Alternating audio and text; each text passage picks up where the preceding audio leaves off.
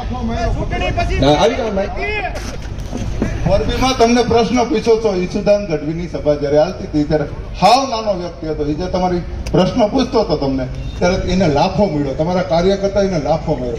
હજી તમારી એક સીટ આવી ભલામણા. તમે એમ કહો કે અમે આમ કરીને અમે આમ કરી. બીજું કઈ કહેવા જેવું કહી દો.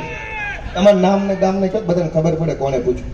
ખબર પડે ને ભાઈ. મારું નામ કાંદલભાઈ ઉર્ફે સુભાષ. ગામ મારું બગદડિયા, તાલુકો કોરડા ચાંગાણી, જિલ્લો રાજકોટ. હું સેવા જ કરું છું. ગામની સેવા જ કરું. હું નાના માણસની સેવા જ કરું. તમારીમાં શું છે? નકરી સેવા કરો. તમારી કઈ છે? ઠીક ઠીક. હા,